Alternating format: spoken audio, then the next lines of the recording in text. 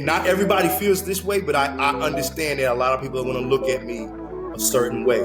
And by me understanding that and understanding that I want to change their perception, then I have to do things in order to make them feel comfortable so their perception can be changed. America. Unmuted. America. Unmuted. The America Unmuted Podcast.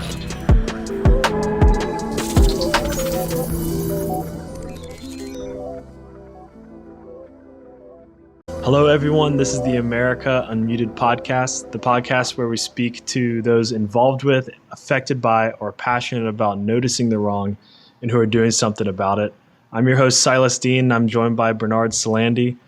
For our first episode, we wanted to launch with a special guest, Tyrone McKinley, someone who has a story of incarceration, change, redemption, and someone who is very close to Bernard. Hey, how you doing? Hey, I'm doing just fine, man. How about you? Doing well. Bernard, how are you doing today? Great day, beautiful day out. This is our first podcast, so we're going to kind of discuss and see where it goes. There's not a clear objective, but we're just going to talk and hear more about Tyrone's story. I guess let's get started. What's your background and what was really your first introduction to the criminal justice system? Me. Yeah. My background is more or less like I grew up in New York, in Yonkers, New York. Before coming down here to Tennessee, I don't have a hard knock life story that started up. I think my mom did the best that she could, and she did really well with me and my little brother. I think it was just environment wasn't the best, but at the same time, I think I was a pretty good kid coming up. So this is Yonkers in like the what time? I'm an '80s baby, born January 4th, 1980. So okay. I'm 42 now. Born in the '80s. Is New York in the '80s it wasn't all that. There was a lot going on around that time frame. Like I said, Yonkers was not the worst place to be, but the area of Yonkers that I was in was not the best. Okay. What area were y'all in? What was it like while you were growing up there? There was crime. I mean, it wasn't like I was, as a kid coming up, my mom tried to, she tried not to expose me to too much, but being in New York, there's a lot that you are going to be exposed to as a child. It's not like being down here. There's a lot of stuff that's in your face. I remember going to schools. I remember crack vials. I remember what crack vials looked like back when they had crack in vials. And I remember vials all over the streets. I remember the school I went to, the playground had crack vials on the playground. Syringes on the playground, condoms on the playground. You know what I'm saying? At your middle school? At my school, yeah, because we used to, kids out and you used to pick them up with sticks and throw them on the little girls. Oh, yeah, that was crazy. God, the thing about crazy. That is the fact that we had access to that was ridiculous now that I think about that. But yeah, that's how it was. Now, that's not to say that there was a lot. It's just a lot more than what you would experience in Tennessee. Yeah. And did you see any of those things while you were on the playground in middle school? Like you saw the vials and the condoms, but were those things going on? Yeah, during school hours, a lot of this stuff was at night. So when you come to school, that's what you're seeing, the remnants of what the night brought. There was a time my playground was shut down for a whole year because there was a prostitute had got killed out there, and I remember when we was going to school that all the ambulances out there and all that. And I remember you seen blood stains, and I remember we couldn't go out there for about the whole till the next year, and it was taped off and all that. And I remember seeing that. And how old were you when that was going on? I was in grammar school, so I was probably 9 or 10, 9-ish. Wow, that's crazy. Yeah, so I remember that. I remember seeing it. You know, occasionally you heard gunshots. It wasn't like it was like living in it's certain parts of New York where you're going to see stuff like that all over, like all the time in here. But you watch the news also. Yeah. I think New York is it's more of an aggressive environment. It's fast paced. And for especially children, back in the 80s. Exactly. And for children coming up in that, you know what I'm saying? Like I said, it depends on your environment, because there's other parts of New York or even where I was from in Yonkers where you could have came up at that time and it wasn't so bad. And then there's, a lot of me coming up was a lot of fighting. I remember fighting all the time. There's a lot. It was aggressive. So coming up as a kid, I fought a lot. A lot of kids fighting with other kids or other kids. Who It was always at that time? Yeah. That was a big thing to fight. To if you were known as a good fighter, that was a popular thing coming up out there where I was coming from. So you had to be. All the kids were really aggressive. Even the little girls were aggressive. So fighting was a big thing, and I that was one of my main things, and that was probably one of my main initial problems was fighting. I had a bad temper, and in my mind, I thought to fight and to be tough meant to overcome things. Being a kid, physically a child, and literally fight. Yeah, because I was a fearful kid. I wouldn't admit that back then, but I was fearful. There was times when I was scared. I used to be scared to fight, but I liked to fight because when I did fight and I won, I liked the outcome and I liked the praise. But I was a little fearful, and New York was really aggressive, and I was a quiet kid, and so that was my thing. Like, I went to school, I was really good, smart, really smart, man. Had honors classes, used to do real good, man. But my behavior, as far as being aggressive and as far as having a temper, used to fight all the time. And I guess part of being quiet and not having a lot of friends that early, that's part of what pushed that also. But that was a big thing. And that was the first initial things with me going on with my behavior was fighting. And as I got older, it went more and more. There was a lot. The fights became more. You started seeing weapons started becoming involved. Kids that I grew up with before I left, because we wound up moving down here to Tennessee when I was like 14, getting ready to be 15. That was the end of 14. At that age, around that time right there, kids that when I got to be about 13, 14, those kids that I've grown up with, a lot of their behavior, like I was fighting, but my mom, I did not disrespect my mother. My mother was not nobody to play with.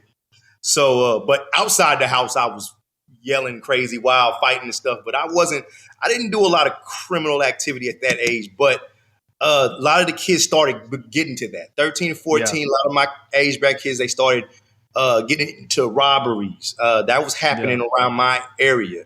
Kids that I grew up with were robbing now. And that's why you were still living in Yonkers? That was while I was still living in Yonkers. And that's what I was getting exposed to. And up until right before we moved down here. And then I guess once we came down here to Tennessee, it was then you got me in Tennessee. And my behavior, I think for me, and this is my interpretation of it, of course, my interpretation is I feel like I don't think I was a bad kid, but I think my attitude coming from New York, the aggressive attitude, New York, we didn't grow up having to say yes, sir, no, sir, yes, ma'am, no, ma'am, even though now I feel like that's a good thing. Coming up, that wasn't something that we practiced in New York. And so when you go to school at 14 years old, I think my personality came off aggressive when I wasn't trying to be aggressive, because I actually was, like I said, I was pretty good in school. And even when I moved down here, my state scores, like I was high enough to be in honors English and honors math. You know what I'm saying? So what led your family to Tennessee? Why did you all move here? My mother, best friend that she grew up with in Yonkers, went to the Army, and she met a man from Tennessee, Okay. and they got married. They were stationed somewhere, Germany, whatever. But anyway, ultimately they moved to Tennessee, and Okay. my mom came and visited her twice. Once when I was 9, and she liked it. She talked about moving down there, but whatever. And then the last time was that summer of when I was 14, and she went down there, and she came back and was like, "Yeah, I found an apartment, and I'm looking for a job." And I still, even then, I wasn't believing. I was like, "Yeah, whatever." Until right before school started, we wound up moving down to Tennessee. So what was that change for you when you were, young? What do you think of Tennessee compared to New York? Because that's such a different environment. I think at the time, not being in Tennessee, the misconception is of what the propaganda you see from TV, movies, and radio, and so I didn't know what I was. I thought I was going to country. You know what I'm saying? Which it's Tennessee is the country, but compared it's not to New York City. Compared to New York, but it's not the way that you would think. But at that time, I didn't know what I was going to. It was a big drastic change for me moving down here. I actually liked it because, like I told you, like New York was pretty aggressive, and even though I liked to fight, I was a quiet kid. So coming down here was better for me. Did you see a difference in the kids themselves and how they interacted in Tennessee compared to Yonkers? Yeah, there was a big difference. The styles, the music, the personalities were different. Relationships were different. It was a lot of difference down between up there and down here. I don't think that was a hard thing for me to get into. I think for me, it was my mentality, my personality was something that was hard for people to adjust. Which I look at now, I feel like it was hard for people to adjust to my mindset, and I thought that I was just being regular. But I think, like I said, coming down here, not being exposed to the no sir, yes sir, no ma'am, yes ma'am, and the mannerisms of Tennessee, and the way that there's a certain way that you're supposed to be and respect that's the Southern way that is kind of demanded down here that I wasn't used to. And so I think that going to school, I think that right there deterred me a lot, because I think it gave the teachers around me a feeling of me having an attitude that I didn't think I had, but I think that they thought I had it. And also, like I said, I like to fight. So even though I was a quiet kid, I feel like I didn't accept a lot of different types of disrespect things. So with that accompanied with the fact that I fought, so coming down here and then starting to fight with other kids, I think that that those things right there kind of pushed me in a direction. And I tell people, I feel like I got put in a box when I came down here because of that. And I don't think some of the kids, the box that I got put in, I don't think I was that bad off. Because like I said, my mom was good. And the box that they put me in a box with a lot of the kids that I wound up being pushed to be around. They had parents that did not have care in the world for them. You know what I'm saying? Some of them were foster kids. Some of these kids didn't have parents at all. Some of the kids' parents were on drugs. You know what I'm saying? Like I went to some friends that I wound up having down here. I've been to their houses, and their parents let them do whatever. My mom wasn't like that. And my stepfather was not like, he was definitely not going to allow anything like that in the house. But I went to other kids' houses, these kids that I wound up being around, because those were the kids that I got put in a box around. And I felt like those were the kids that I wound up being accepted by. And when I hung with these kids, I was who was living in Smyrna especially, I started going around kids that were that I felt like were more like me personality wise. And this was like in the so-called projects in Smyrna. You see what I'm saying? And I'm hanging in there. And we got a house, you know what I'm saying? But I'm going there. And of course, like I said, coming from New York, because New York, I'm brought up in a different type of environment, apartment building, a little different. We moved down here, and my mom and my stepfather built a better life for us down here. But I think my mentality was still focused in that. I was comfortable going to the projects. You know what I'm saying? You grew up going to that school and involved in, those things, while you were young. Like I said, and coming down here, being in honors classes, the kids that I was around in honors classes, I didn't feel comfortable around them because I didn't feel like we had anything to talk about. Like we were so far off, especially being from New York and Tennessee, but then being around the kids that were less fortunate in as far as in the mind or in environment wise, they were different. And like I said, the aggression factor, the box that I was put in, I feel like I started gravitating towards more of the people. These kids were troublemakers from the start. And like I said, I wasn't a bad kid, but when I started hanging out with these types of kids all the time, and the fact that I like to fight and all that kind of, I took on more of that persona. And so what was really your first introduction to the criminal justice system? How did that lead you, juvenile being detention, surrounded by these people? Yeah, I think the first time was when I started hanging out with these kids, I started to dabble into drugs, you know what I'm saying? Smoking marijuana, cigarettes, all that type of thing. And I think, and hanging out and not coming home because of course I can't do that at my house. My mom, my step, they were not having that. So hanging out, doing that, staying out all night, not coming home. Mom put a runaway charge like, oh, well, it's my son. I can't, I gotta, be responsible. And then I started going to juvenile, and for running away.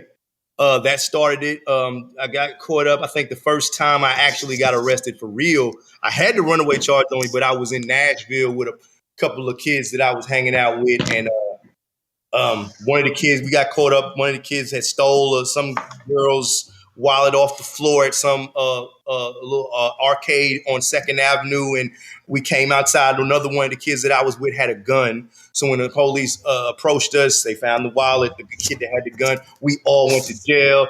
My mom came and got me ultimately. And then I left home again. And then I wound up going to juvenile because I had that runaway charge. I got caught.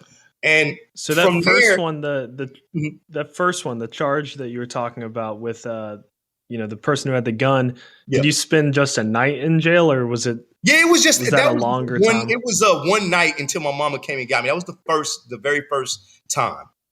And what was it like the first time you stepped into a jail? What did you see? The first time, what did you feel? It was weird. It was weird, and actually, I'm actually leaving something out. The first time I was actually arrested ever was at school in Laverne High School for a fight. And I think that and that goes back to what I was saying about getting put in a box. I feel like in New York, you can go to get to fighting all the time. That doesn't necessarily mean you're going to jail. You know what I'm saying? That's just what happens in school. But I happened to have a fight with a kid and they wound up taking me to jail, to juvenile.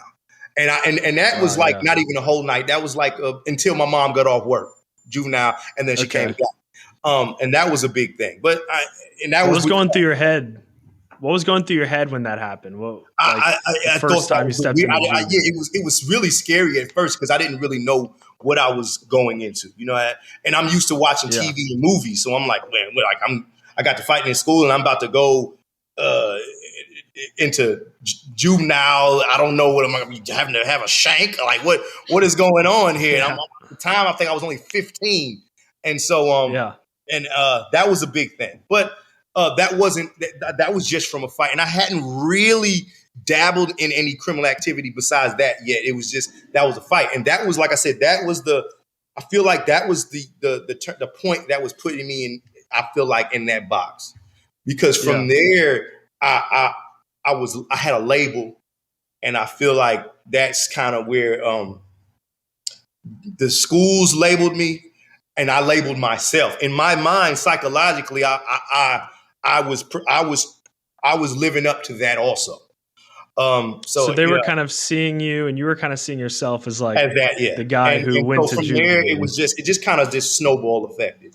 Then like I said, Smyrna, and hanging out with a lot of kids out there while and then going to Nashville that time, getting arrested with the group of kids, going to juvenile in Nashville for the night, getting picked up, going home, then going back to jail in Rutherford County for the runaway charge, and actually staying for probably about a month or so in juvenile from then, and then after that, coming home, going back out, going to school. Was Bernard in charge of that facility at the time when none of the juvenile? He was working at the county jail.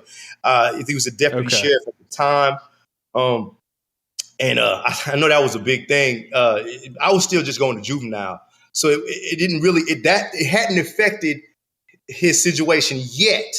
Not until I turned 18 and started getting arrested as an adult and going into the facility that he worked. I think that's where it actually became a thing. And I don't know some of the things that he went through, but I feel now that I'm grown and understand, like I wish, because I know there had to be a big thing for him to be like, yo, my stepson's in jail. This is where I work at, and I got to deal with this. And do I deal with how was the ridicule and how did he look at?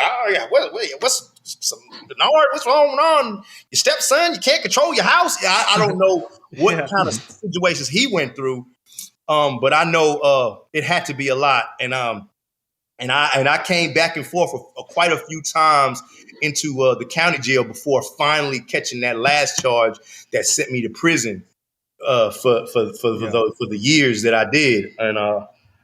And what was that charge? Like what led up to that? Like the final charge they sent me to that was a specially aggravated robbery. And that was by that time I was 19. You know what I'm saying? So from the first initial ever being arrested for fighting at 15 to 19, that was by that time I had become like a full-fledged criminal or wannabe criminal. You know what I'm saying?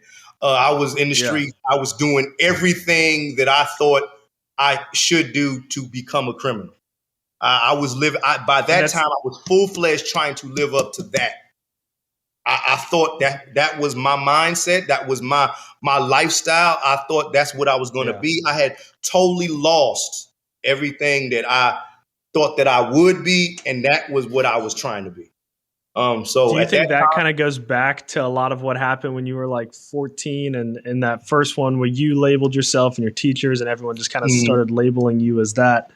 That's kind of like what you were trying to live up to because you just saw that's what you were at the time. That's what I thought that was what I was going to be. I think that's where I started. I told you I was a quiet kid. So I started developing a lot of friendship and a lot of companions and people. I started hanging out, you know what I'm saying? I went from being a quiet kid in New York to being a popular kid because I was the bad kid down here in Tennessee. And having a lot of friends, so-called friends, a lot of females and all this. I'm like, oh yeah. So this was, to me, this is what I want. So I absorbed that lifestyle. And of course, I hate to say it because I hate to say rap music because I love rap music. And I feel like for parental advisory, I feel like, I mean, if you don't want kids to be corrupted, then kids should not be listening to certain lyrics. It's like you can't have a child watching porn. So it's the same thing. You know what I'm saying? I mean, I feel like that has something to do with the parents. But I do feel like me listening to a lot of negative music at the time influenced me. I want to be a thug. I'm going to be a street guy. Yeah, those are the guys making the money. They're the ones. That's the cool guys. Exactly. And like I said, I come from, my mom was a single parent. Of course, I did have Bernard, but that was still in the early stages. You know, my mama met Bernard when I was like 13. So it was still a fairly new relationship. And me being used to a man in the house, is you're not used to that. You know what I'm saying? Coming to that age. So I didn't really, I looked at him like, that's my mama's boyfriend. Then when they got married, that's my stepfather. But it was like, I don't know. You don't know how to look at a man at that. I'm already 14, 15 years old. I don't know how to look at a man and say, like, dad. Like, I don't know how to, I don't know to understand. I don't understand that. So he was just a guy that lived in the house. You see what I'm saying? So to me, me trying to figure out what my interpretation of what being a man would be, I had a false perception. And goes back to that aggressive stage, man, is I thought that being a man was being tough and aggressive, and I'm not scared of nothing, and that street mentality of I can take care of myself and by any means. And so that also helped in me patterning myself towards that, because my misconception of being a man was trying to do whatever I need to do to take care of myself and be tough and be the alpha. That was the misconception. So then you were arrested. How long were you arrested for on the big charge, the robbery one you talked about? Oh, how long was I locked up? Yeah, how long were you sentenced to? And I was ultimately sentenced to 15 years at 85%, meaning it's 100% charge, but it's a violent crime charge. You do 85% of it day for day. You get 15% good behavior credits, but 85% you do day for day. There is no parole. It was a violent crime, especially aggravated robbery. It was a robbery. I robbed the guy. I shot the guy. Shot him in the leg, but I shot the guy that I robbed. That's a violent crime in the state of Tennessee. It's classified under the 1995 Don Sunquist law, violent crime law. There's a few other charges that are classified under that. And when you're sentenced to those charges, you will do 85% of your time with no parole. So I was sentenced to 1585. Ultimately, I did 12 years and 9 months day for day. Wow. So it's a long time. So from December 1st of 1999, I was released August 31st of 2012. Straight. Did you know the person that it happened to? I did not know. This was a completely random thing, and that lets you know the recklessness of what was going on with me, because we was just riding down the street and was like, hey, look, there's some guys right there, and we just jumped out and then we just did it. So that kind of was just like, that was my mind at that time. That's where I was. And I so have you thought about how that split decision cost you that time? Has that? But have you had time? I'm sure you had a lot of time to think about that. The thing about that is, I was dabbling in stuff like that for a while. It had been coming. Yeah. So there's a lot of other stuff that was going on that I hadn't got caught up for. You know what I'm saying? Yeah. I had gotten to that point of recklessness. We're just like, no one can that's touch why me. I feel I tell people now, I'm glad I did get arrested for that at that time, because there's no telling what would have happened had I not, because that's where I was. And the more stuff I did like that, the bolder I got.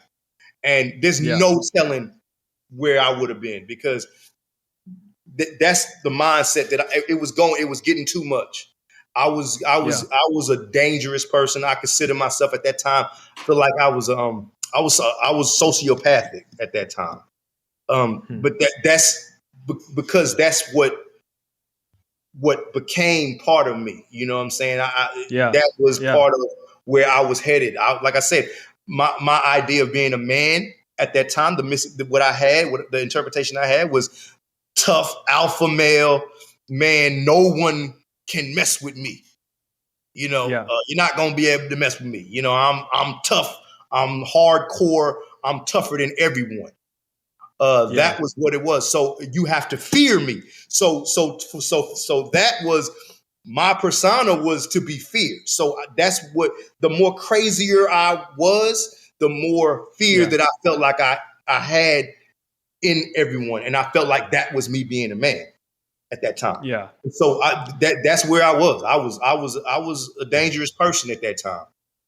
Young and dangerous. Yeah. And so I needed what happened to happen at the time that it did. And so talk about jail a little bit. What was it like to hear that time that you had to serve? And then like, what was going through your head when you were sentenced to that?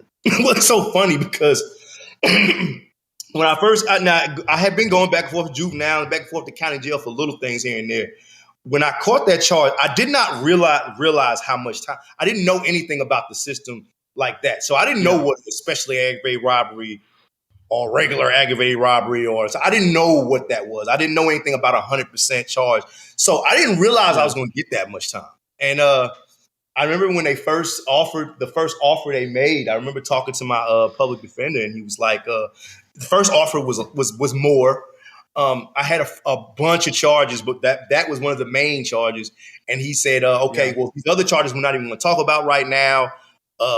Those we'll deal with later because they might stack that on top of this charge.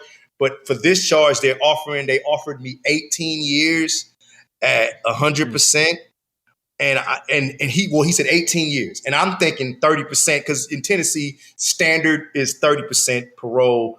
You go up after 30% or so for your, they call it your release eligibility day. So I'm thinking, okay, I'll do probably about 4 or 5 years. And that was a lot. To me at that time, I was like, man, I'll be going for 5 years. I ain't never been. And I asked him, I remember he was talking and I was like, so when will I get out? And he was like, well, there's some good behavior credits. And I was like, well, no. I'm not talking about how long it's going to take me to flatten the sentence. I'm like, when is parole? And he was like, oh, this is a non-parolable offense. And I was like, what? And he was like, yeah, this is non-parolable. It's 100. He said, what you'll get is 15%. And you'll do 15 years and 8 months or something like that. That was on 1,800. And that's just on that one charge. And the other charges were still out there. And I was like, what? And he was like, I was in shock. Yeah. I didn't say anything. Yeah. I remember talking to him and I just let it. I just was like, okay. And I remember going back to the cell and around other inmates, and they asked me, it's like, what? And I told them what they said, and they didn't even believe me, because that lets you know that a lot of the other people that lets you know the lack of understanding of the law that a lot of us had at the time. Yeah. Nobody really realized that. So when I told them, I was like, yeah, they offered me 18, I got to do 50. They was like, yeah, right. What? No, that's that. No, they offered the first offer they offered you was going to be a lot, man. But that's crazy. And I was like, man, that's what the hell they said, man. You know what I'm saying? Yeah. Like, I'm going to be gone for possibly 15 years, dude. And like, oh, no. And so ultimately, I had enough time that once they finally sentenced me to the 15 at 85 at 100%, which was 12 years and 9 months and not 18. I mean, it was 3 years less than what I was going to get. But I had already still had 12 time. Years though. Like, yeah, it's still a lot. I had time to kind of get used to it, but I was still like, I remember they gave me the time, and I remember the officer that was bringing me back from court. I remember he was like, he looked at me when he was coming back, when he was bringing back, and he was like, he said, man, like, you ain't got no kind of look on your face. He said, man, like he said, man, you a strong dude, man. I was like, but I think I was just in such a shock. Cold. It was just like, it was like, I had already had my mind developed, and I was just like, I mean, it is what it is. I couldn't allow myself, and that's another thing, which is another part of some of the problems with me was I have a problem with my emotions, which I think that also deals with anger. I suppress a lot. I push a lot in. I feel like I felt like showing emotion is weak. That was another part of misconception of what I thought was being a man. And so I would not show fear. I tried not to show any sadness, no kind of anything. And so even though inside I wanted to be like, oh my God, I just was like, all right. Yeah.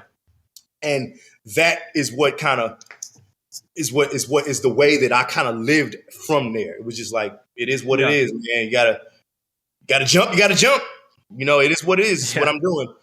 And but inside, man, it was, I ain't gonna lie, man. Inside, I was all tore up, man. You know, and it was what was your day to day like? Excuse me.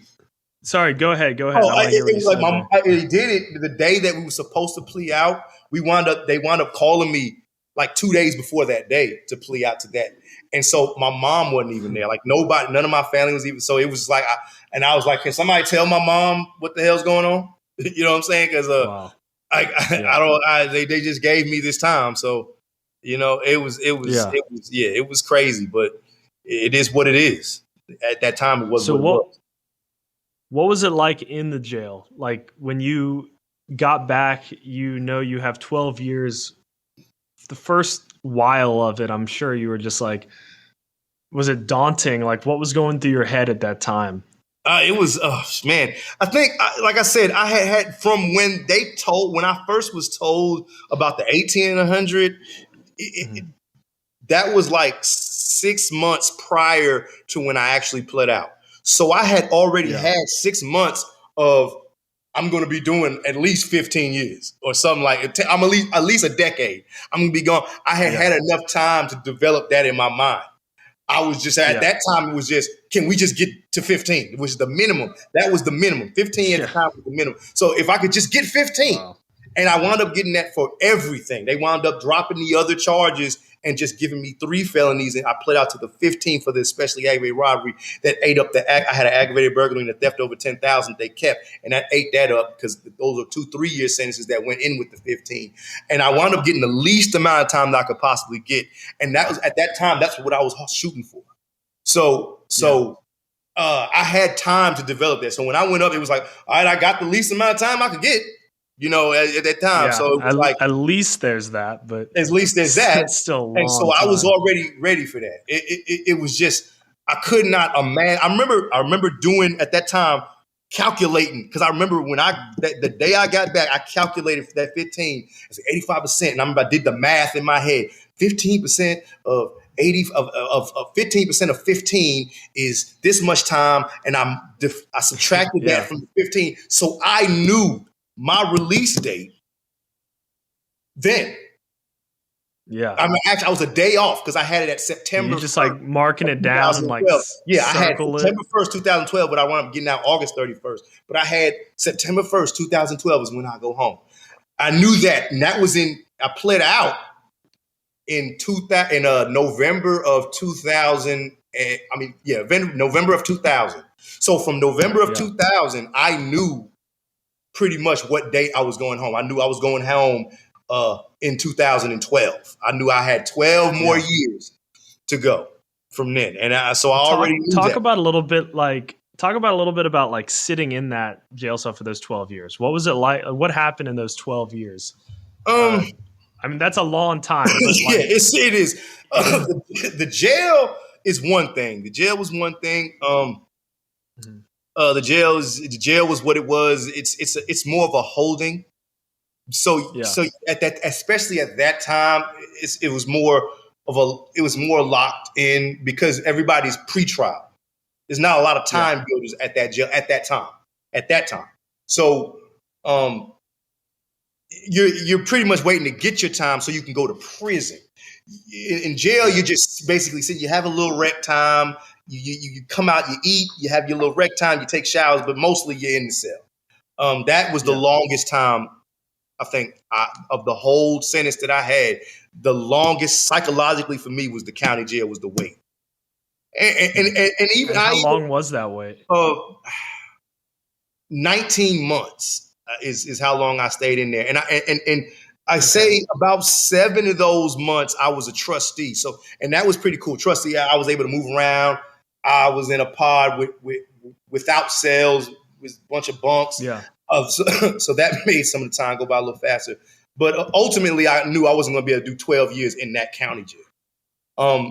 Prison is, you're going to have, it's different. It's a state run. You got people with doing way more time. It's ran in a way where you're going to have a little more leeway, even though you're still locked up. You know what I'm saying? Yeah. It's different. So most people are wanting to go to prison that got time like that. And now prison is where I did the majority of the time. That's where the time went by a little faster. That's where it was a little more action packed. Prison was action packed. It was different. Do you have to bring back that tough guy persona? And I think that prison. The thing about prison is you can really lose yourself in prison. You can lose yourself in the county too, but prison you can lose yourself because there's a way that you have to be. Everyone is all male. You know what I'm saying? You're a bunch of guys. It's like being in a locker room, a football player locker room. It's a bunch of hyped up guys, and everybody is alpha. or thinks they're alpha or wants to be alpha. And or at least want to put off that persona that they are. It's a persona, it's a perception, and everybody has a perception, and everybody and everybody is looking at everybody to see any kind of weakness or who's weaker and how can I expose this guy's weakness? How can I play off this guy's weakness to make me look more tough? And so you kind of have to be a type of person to be in altercation. You have to have altercations in order to gain respect. Yeah. Now, that doesn't mean that you have to be with stupidness, but you cannot be the stereotype. You can't be a punk. You know what I'm saying? Yeah. You don't have to be involved in a lot of different things, but you can't be pushed over, because once you are labeled as a pushover, you will be pushed. They will push you over. They'll run you over. You got to figure you're in where there's a bunch of criminals. People in there for robbing, thieving, stealing, killing, selling drugs, all kind of things. And so that's all that is still going on in prison. So if you're looked at as a weak person, that will be exploited. Okay, if you mind your business, 9 out of 10, you're okay. But for me personally, man, especially because of the lifestyle that I lived outside of prison, outside of jail, I like I said, I hung out with a lot of different types of kids. Because I was this tough guy, I wound up trying to live up to all the stereotypes of being that guy. I wound up joining a gang on the street, a little kid street gang. And so it was a kid. It wasn't really nothing. But once I got to prison, now prison's different. These are grown men. These types of things are different. It's a different magnitude of that. This is not a kid's thing. Okay, they're looking at this more serious. These gangs are actually connected to wherever even though we're in Tennessee, and all these stereotypical gangs that you know of, Crips, Bloods, Gangster Disciples, Vice Lords, these are in different areas. They're not from Tennessee, all right? There's California, Chicago, all right? But a lot of that has migrated. And when you hit the prison system, you'll see guys from Chicago. You'll see guys from Cali. So these gangs that are in there, they're real gangs. They're serious about it. All right. These are linked. You got people that talk to people in California. You got these gangs, the Chicago gangs that are in Tennessee, that they talk to Chicago people. They are linked. They're going back and forth. So it's more serious than with the little kid stuff that I was doing on the street. So when I got to prison, because of the way I was, because of my mindset, because I knew that I had to put on this new persona now and not be looked at this like a punk. I mean, I was still young, you know what I'm saying? And still kind of stupid. So I wound up, and people that knew me, like, oh yeah, I know you was Brother McCann. I remember you was just doing it. And so, of course, I just picked up where I left off. I wound up, I got into a serious street gang.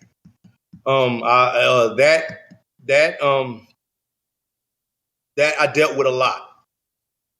I can say now that had I not made that choice, there's a lot of things that wound up going on in prison with me, especially towards the end, that I would not have had to deal with had I been by myself.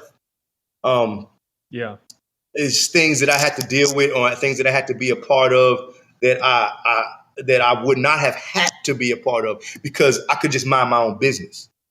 But when you're a part of something like that, when one moves, all y'all move. There's a lot of stuff that I was involved in that I look down on now. It was a lot of things, man. I feel like now, like from trying to be this alpha on the street, you get in there and you got a bunch of guys that are thinking like that. And that's where, so now it's like, you have to become a beast especially if you're a part of that. Because now you done made that a part of yourself. So now everybody's expecting that out of you. And if you show anything other than that, now you're looked at as the guy that's pretending. And you're gonna be even more of a target. You know what I'm saying? Matter of fact, they're gonna want to mess with you every day. And so you have to live up to that persona. And that kind of happened for a while too. I got moved. Luckily, I got moved around a lot up in there for good reasons and for bad reasons. A lot of got moved around to some staff prisons where I was in good facilities. So there's a lot of things that I got to avoid from that. But then going back to medium and maximum security facilities, there was the things that I had to get back into and dabble back into and deal with, and that pushed different directions with my mindset. Ultimately, you spend most of your time in Tennessee. Yes. Oh, yeah. That's another thing. It was a state crime. So Tennessee is different than federal prison. Tennessee, and I'm pretty sure most states are the same way. When you're in state facilities, you're going to stay in that state. Federal prisons, they bounce you around different states. State, if you got a state charge, my charge was state felony, Tennessee state, TDOC. So TDOC, I bounced around prisons in Tennessee, within the Tennessee Department of Corrections. So I stayed in Tennessee, but I was at multiple prisons. I probably can name more. I would say West High, Northwest, Charles Bass, Bledsoe Prison, Northeast, Carter County, River Bend, and then I actually wound up going back to a couple of the same places. Went back to West High, and then back to Northwest, and then back to West High, which is ultimately where I left from.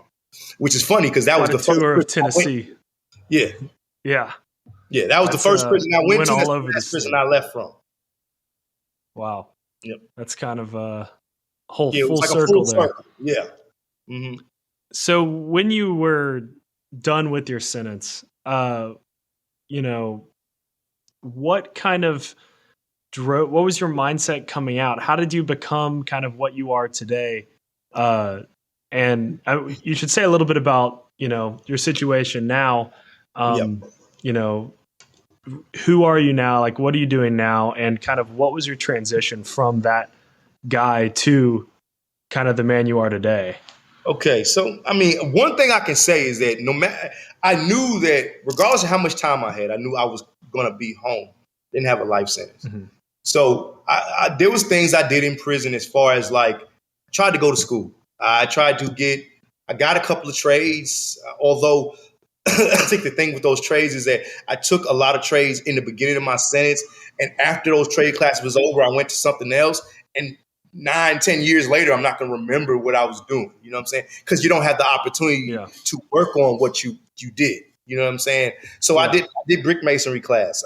I got a trade in brick masonry, building trades, building mailboxes and fireplaces, and I put down block. We poured concrete slab. We actually did that at River Bend. Pulled a whole concrete slab in front of the Unit 6 building. We did that. The inmates did that.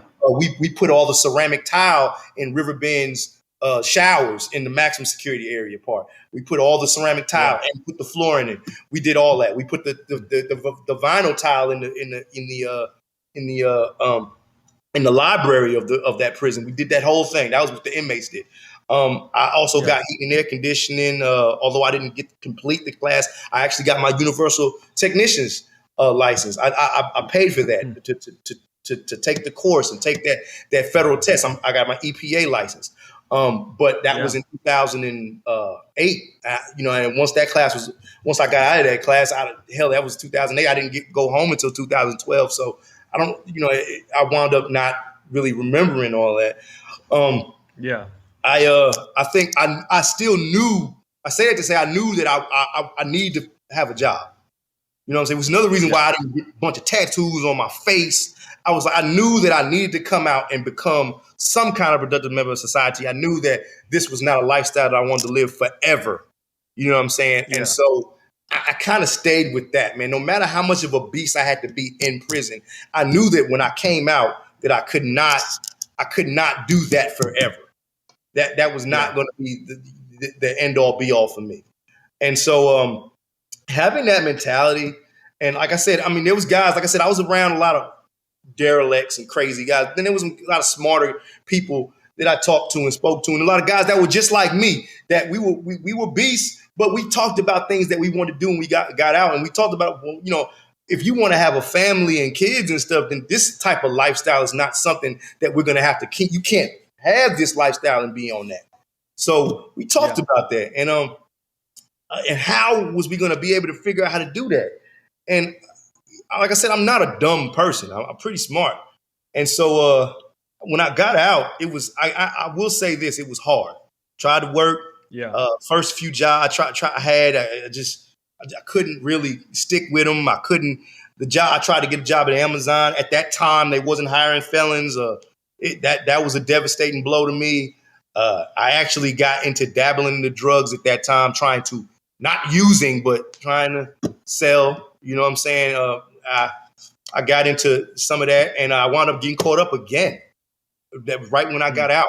And wow. Oh yeah, was that because you were kind of like struggling to find a way to make money?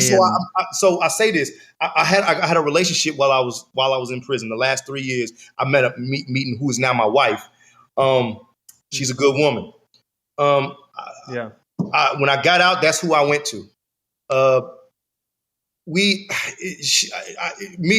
Being taken care of by somebody, when you're a grown man, that's not something that makes you feel good. You know what I'm saying? Especially after the environment you were just in. And you're supposed to be a man, and you're supposed to be a provider. So I think the frustration in that, man, I jumped into some things that I probably shouldn't have jumped into, and I tried to do that, and I wound up getting caught up. I got arrested again. I bonded out. It was a marijuana charge. I wound up getting caught with a gun in the house. It was my gun. Now I'm a violent criminal with a gun, so that was a big thing. I wound up ultimately pleading out to 5 years probation for that charge, and I had to go back and serve 3 months, but not in prison. I went to the county I served 3 months. And at that time, my wife was pregnant when this was all going on. By the time I had to surrender and serve the 3 months, my son was born and he was 3 months old. Now, before all this, I had no responsibilities, really.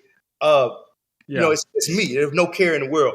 Once my son was born, by the time I got to that and I had to sign and serve those 3 months, I remember I was missing 3 months of my son's life.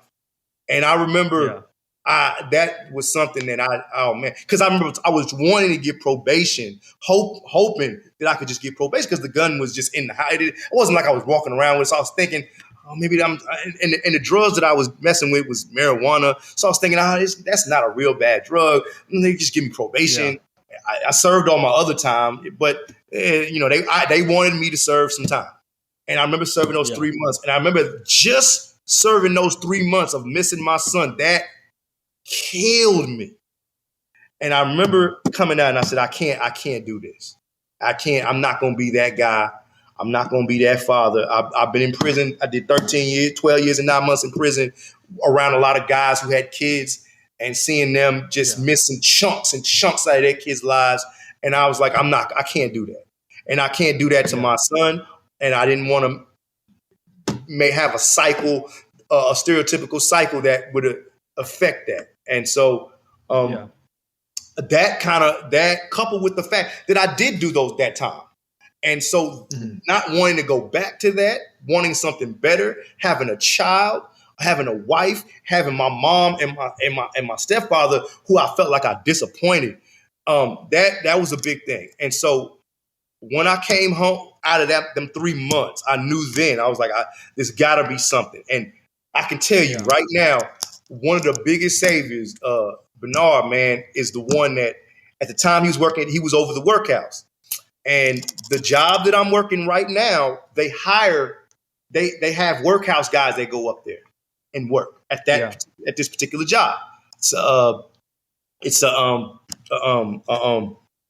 Metal Max. We deal with sheet metal. We metal roofing and siding building business. We manufacture the metal. We don't actually install anything. We manufacture the material that contractors use to build buildings and carports and siding and barns.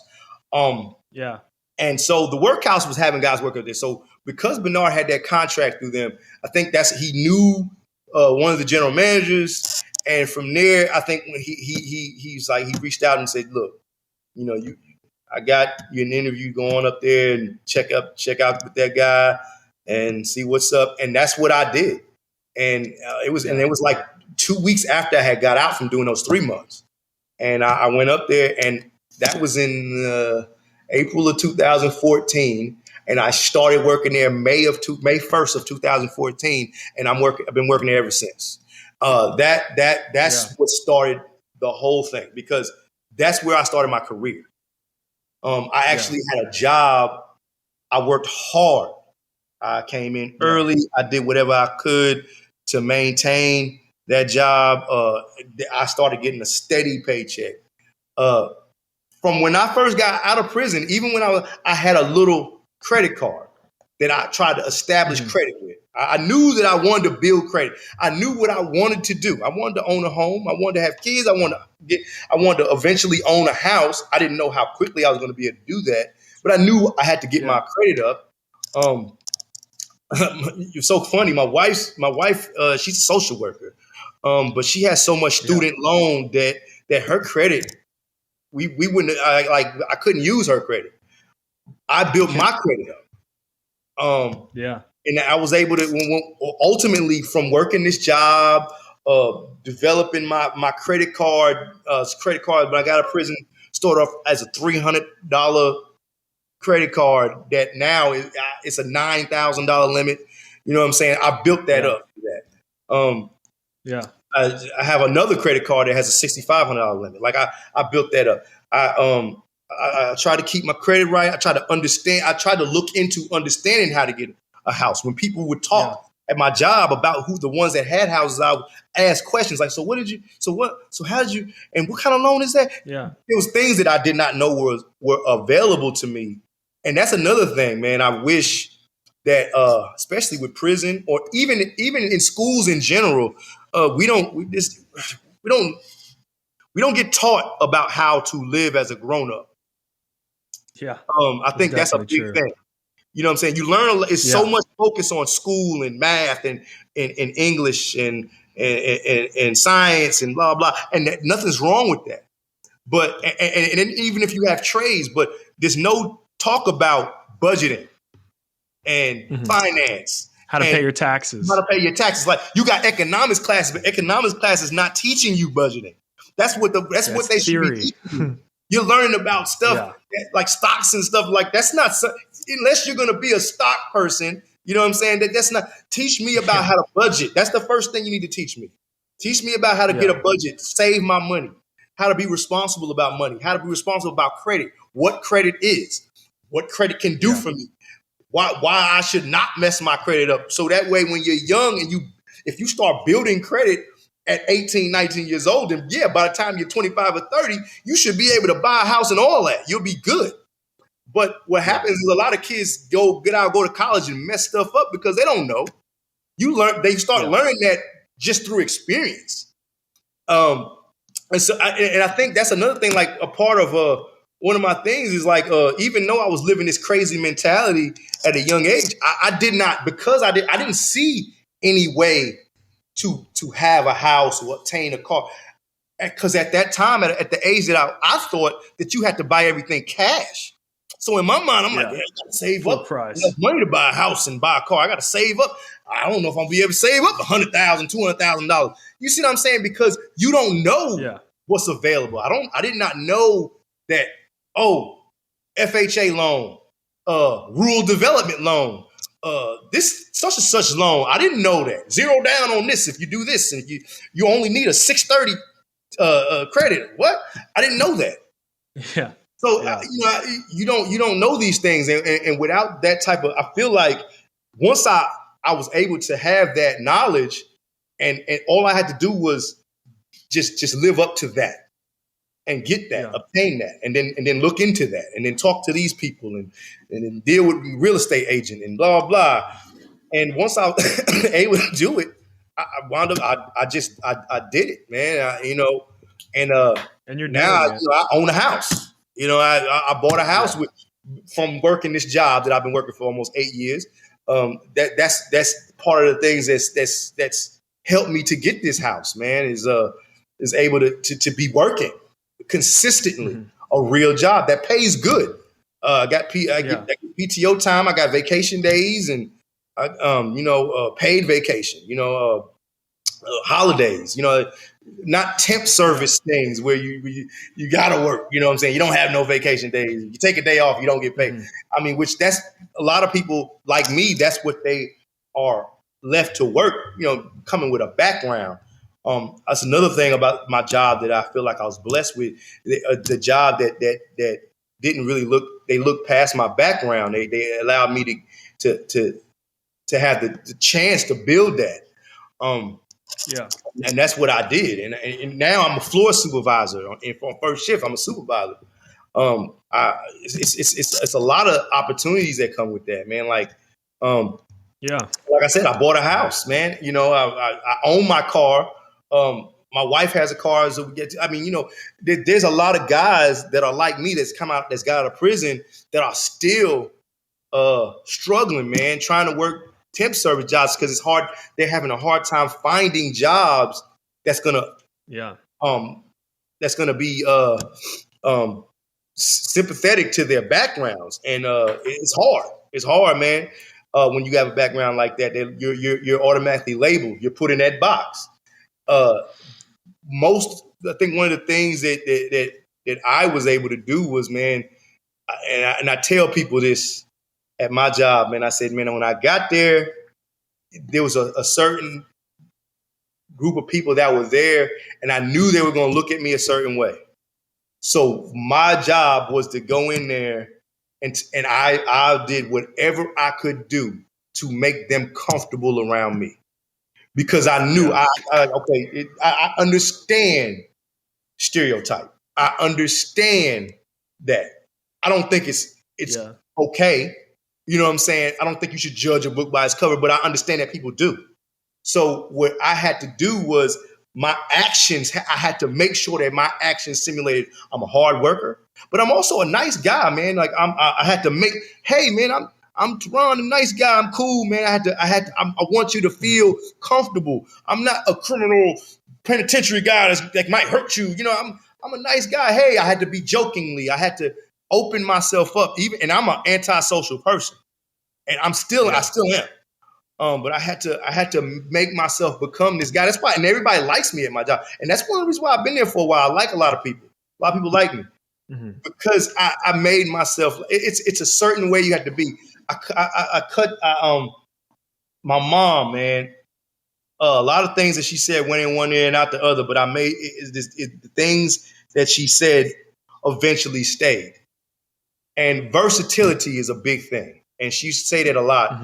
And I never really paid attention to that. You know what I'm saying? Because I thought, I'm just going to be tough and I'm going to be this guy. She's like, my mama used to tell me some stuff. And she's like, you should, I don't know why, when you get pulled over by the police, why don't you just say yes, sir? No, so I don't care. They be acting like assholes. She's like, yeah, but even if you are being illegal, if you just acted like that, they wouldn't even mess with you. Whatever, man. I ain't going to let nobody mess with me, talk to me all crazy. Yeah. But that makes sense. And as I got older, it's all about your perception. Perception is the way it is. Like I said, whether it's right or wrong, it is perception.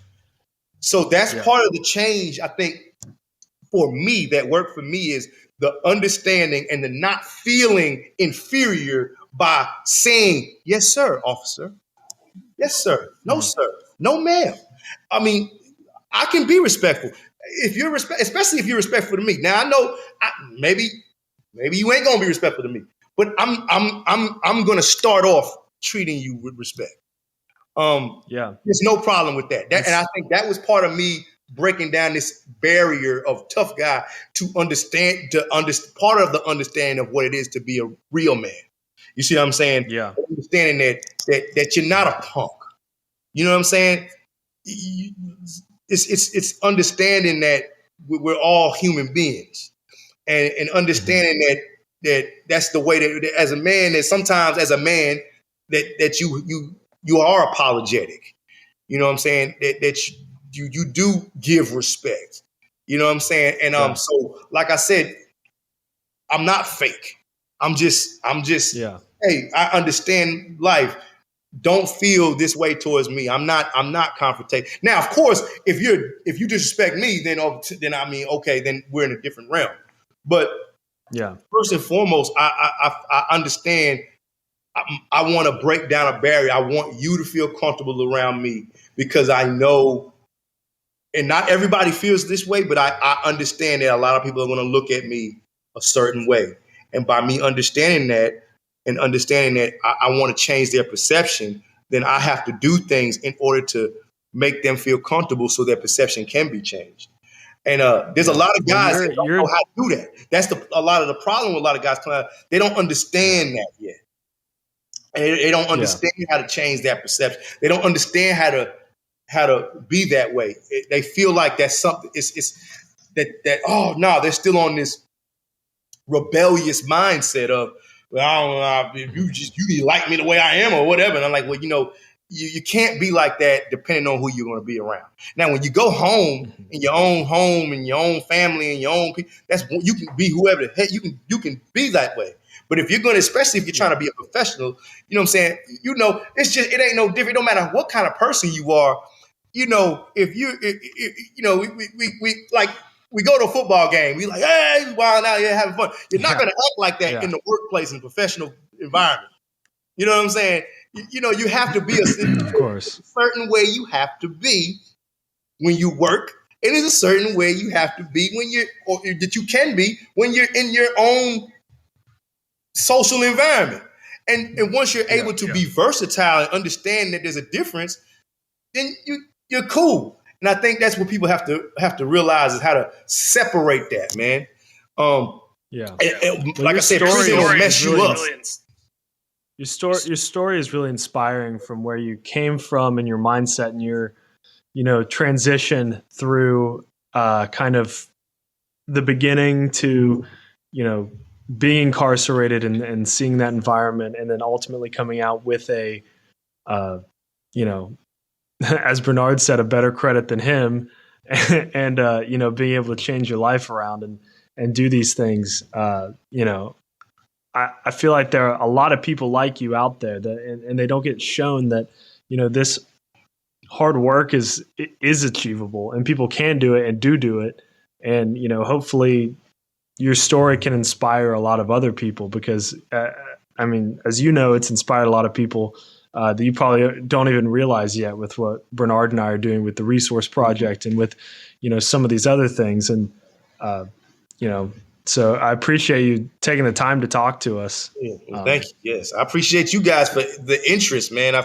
Especially in allowing me to speak, and speak my mind, Yeah, you got a good story to tell, and hopefully we can talk more about it in the future. And Bernard, I know you didn't really even have a chance to say anything. Do you want to? I'm just listening. No, I mean, he tells a great story, and you can. The thing that you always take out of it is, the journey begins, especially for young Black males in those teenage years.